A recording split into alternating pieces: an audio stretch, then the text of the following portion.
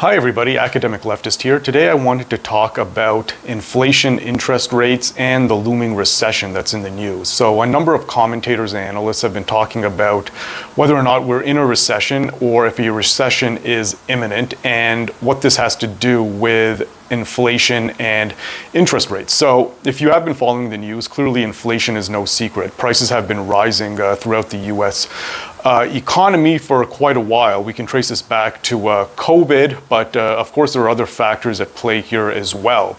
Now, the thinking of the Federal Reserve and central banks globally has always been that in a time of rising inflation, the best remedy is monetary policy, meaning you increase interest rates, which is what the Fed has been doing over the last several months, in order to reduce the amount of currency flowing through the economy, because the higher interest rates make it far more prohibitive and expensive to actually borrow. And as a result of this, you then have a period where the economy unfortunately contracts and where inflation is brought into check. This was the thinking behind Paul Volcker, who was the Federal Reserve chairman under first President Carter and then later Ronald Reagan. And his record high increase of interest rates in the United States has now become known as the Volcker shock. Not only did it lead to a period of stagnation and eventually bring inflation under control in the United States, but it's also what kicked off the third world debt crisis as well in the 1980s. So the rationale here, of course, is that inflation is caused by demand push factors. In other words, as more money is circulating through the economy and as people are borrowing more, this causes upward pressure on prices. And the way this is measured is using something called the Consumer Price Index, which tracks the average price increases of a bundle of consumer commodities over a period of time.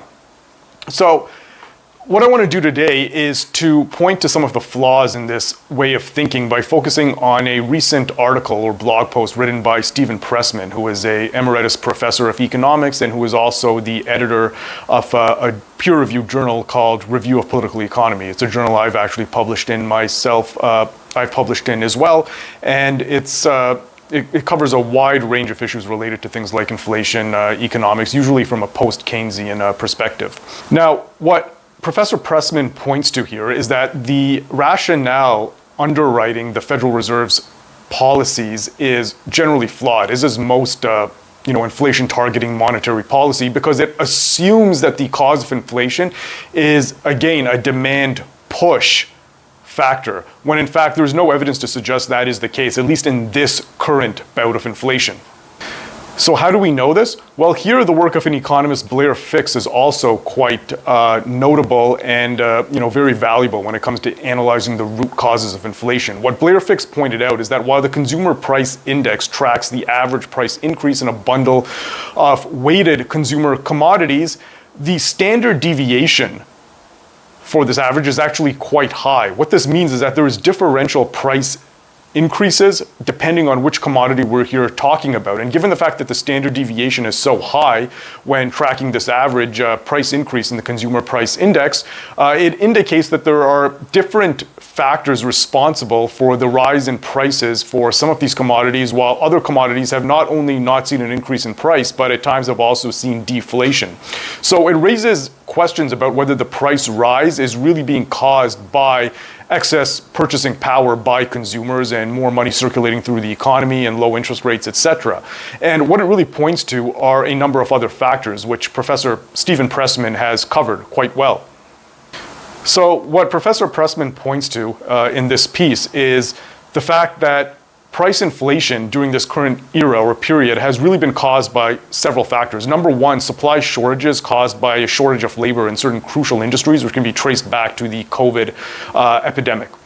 Number two, it's caused by supply shortages that are in turn caused by a shortage of certain vital inputs, which can be triggered because of droughts, or which generally can be triggered because, again, of labor shortages, or which simply indicate problems down the supply chain at some point, but which have nothing to do with demand push factors.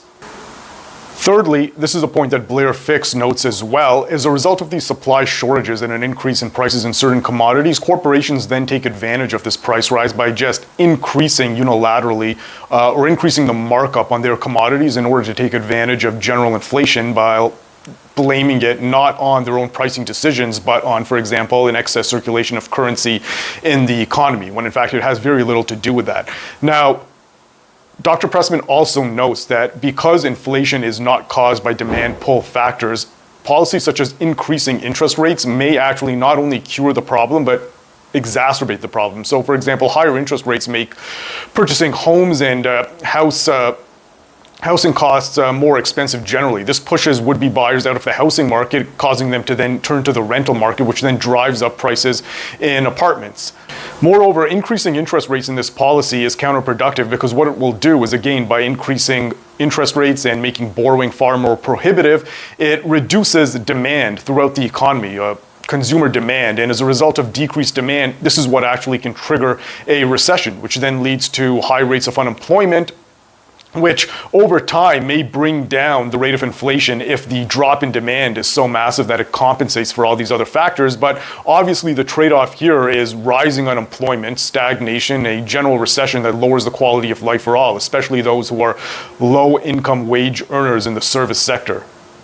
So the remedy that Pressman actually offers here is not monetary policy, but fiscal policy. This involves raising taxes on the top 10 to 20% of income earners, while reducing regressive taxes such as the value added or the sales tax, reducing import taxes on certain goods to lower the price of those commodities for working class individuals, and increasing government subsidies for things like rail transport or public transportation, buses, etc., something that, as he points out, Germany has embarked on. And this lowers the cost of transportation, which can also, reduce labor shortages in certain crucial industries, which then end up increasing supply and, through that effect, lowering inflation. Government subsidies or fiscal policy can also, by increasing demand, have this effect of increasing profit rates, which then in turn increase investment, and that also causes supply to increase over the medium to long term, which could again go towards decreasing inflation, but also at the same time, because of increased investment, this then increases employment rates as well. Now, of course, all of this, as Dr. Pressman notes, requires political will to pull off. And this is where there's a problem here in terms of some of the post-Keynesian analysis and why Marxist analysis can actually be more useful here.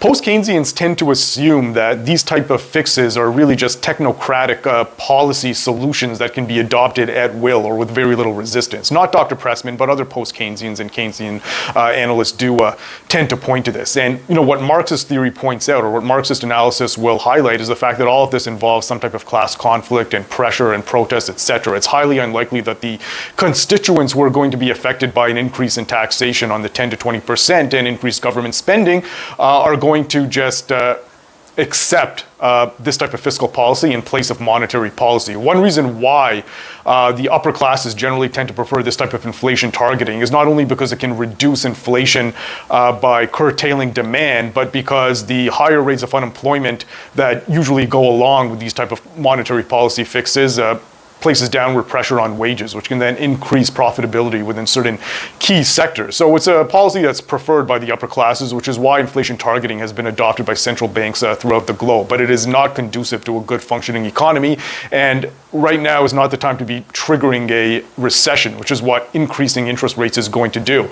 Also, we should keep in mind here that interest rates policy has a lag time, so it's very difficult for the Federal Reserve or for any central bank to be able to determine exactly what type of increase is going to be the best solution for bringing inflation under control while minimizing unemployment rates. For all these reasons, fiscal policy is preferred, but this is actually going to require some type of protest and some type of pressure coming from below against the upper classes and increased pressure on politicians in power. Okay, so I hope you've enjoyed this video. So again, if you find this content useful, remember to like, comment, and subscribe, and I'll see you in my next vid. Thank you.